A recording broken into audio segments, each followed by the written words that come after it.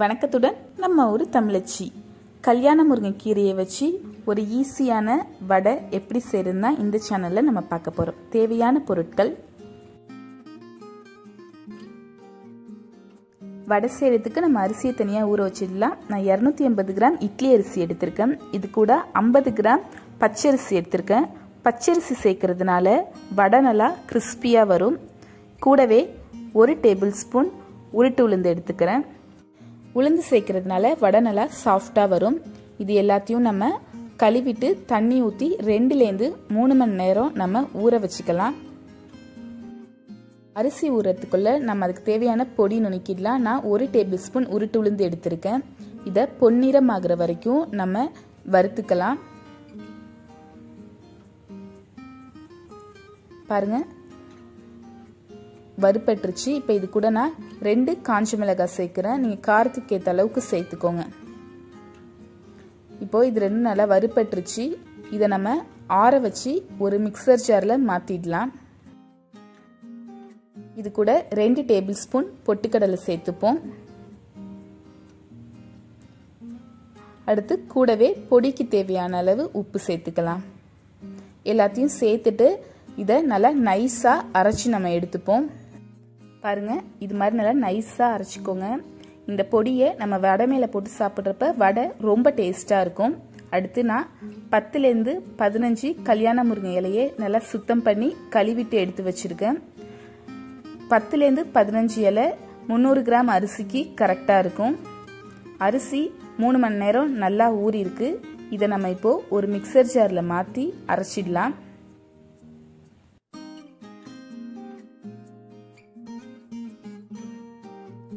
அரிசி சேர்த்ததுக்கப்புறம் நான் இது கூட 1 டேபிள் ஸ்பூன் சீரகம் சேர்க்குறேன். 1 டேபிள் ஸ்பூன் மிளகு, மாவுக்கு தேவையான அளவு உப்பு, அப்புறம் நம்ம எடுத்து வச்சிருக்க கல்யாண முருங்கை இலைகள் அதையும் சேர்த்துடுறேன். நான் பாதி மாவை ஃபஸ்ட்டு தனியாக அரைக்கிறேன், மீதி பாதியை அப்புறம் அரைக்கலான்னு. இதை தண்ணி ஊற்றாமல் கொஞ்சம் கெட்டியான பதத்தில் அரைச்சிக்கோங்க. பாருங்க, இது மாதிரி தண்ணி ஊற்றாமல் கொஞ்சம் கெட்டியாக அரைச்சிக்கோங்க. அப்போ தான் நமக்கு வடை தட்டை வரும். ரொம்ப தண்ணியாக தட்டினீங்கன்னா வடை வராது. இந்த மாதிரி திருப்பி பதம் கையில் கீழே விழாமல் இருக்கணும். இப்போ நம்ம மீதி மாவையும் இது மாதிரி நம்ம அரைச்சி எடுத்துக்கலாம்.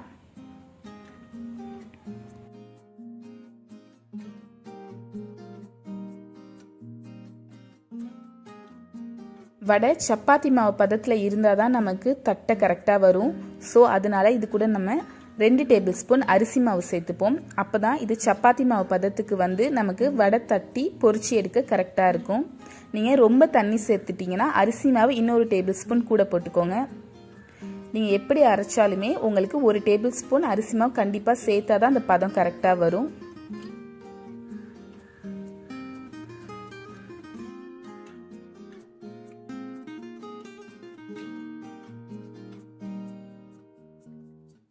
மாவு இந்த அளவுக்கு கெட்டியான பதத்தில் இருக்கணும். அப்போ தான் வடை தட்டுறதுக்கு கரெக்டாக இருக்கும். இப்போ நம்ம வடையை தட்ட ஆரம்பிச்சிடலாம். நான் இந்த மாதிரி ஒரு கேரி பேக் எடுத்து கட் பண்ணி வச்சுருக்கேன். இதில் லைட்டாக நம்ம எண்ணெய் தடவிக்கலாம். நம்ம தேவையான அளவு கொஞ்சமாக மாவு எடுத்து குட்டி உருண்டைகளாக உருட்டிக்கலாம். உருட்டின அந்த மாவை பேப்பர் மேலே வச்சு உள்ளங்கையால் 2-3 தடவை ப்ரெஸ் பண்ணிங்கன்னா கரெக்டான பதத்தில் வடை ரெடி ஆகிடும். பாருங்கள், இப்போ இதை நம்ம அப்படியே எண்ணெயில் போட்டு பொரிச்சு எடுக்கலாம். நான் ஏற்கனவே எண்ணெயை சூடு பண்ணி வச்சுருக்கேன். இப்போது நம்ம தட்டின வடையை இதில் பொறுமையாக போட்டு பொரிச்சு எடுப்போம். அடுப்பை மிதமான சூட்டில் வச்சுக்கோங்க. நீ போட்ட 1 செகண்டுக்கெலாம் இந்த மாதிரி வடை உப்பி மேலே வரும். அப்போ நம்ம மறுபக்கத்தை திருப்பி போட்டு ஒரு 2 நிமிஷம் வேக வைக்கலாம். ரொம்ப நேரம் வேக வைக்காதீங்க. பாருங்கள், நம்ம கல்யாண முருங்கை கீரை அடை சூப்பராக ரெடி ஆகிடுச்சு. இப்போ நம்ம வெளியில் எடுத்துடலாம். இதே மாதிரி ஒவ்வொரு வடையாக போட்டு நம்ம எல்லாத்தையும் பொரிச்சு எடுத்துடலாம். இந்த கல்யாண முருங்கை கீரையில் மருத்துவ குணம் நிறையா இருக்குது. சளி இருமலுக்கு ரொம்ப உகந்தது. அது மட்டும் இல்லாமல் பெண்களோட பல கர்ப்பப்பை கோளாறு சம்மந்தமான பிரச்சனைகளுக்கு இது நிரந்தர தீர்வாகவும் இருக்குது. வாரத்தில் கண்டிப்பாக இதை ஒரு நாள் சேர்த்துக்கோங்க. இப்போது நம்ம கல்யாண முருங்கை கீரை வடையை எடுத்து நான் பிச்சு காட்டுறேன். பாருங்கள் எவ்வளோ சாஃப்டாக இருக்குன்னு.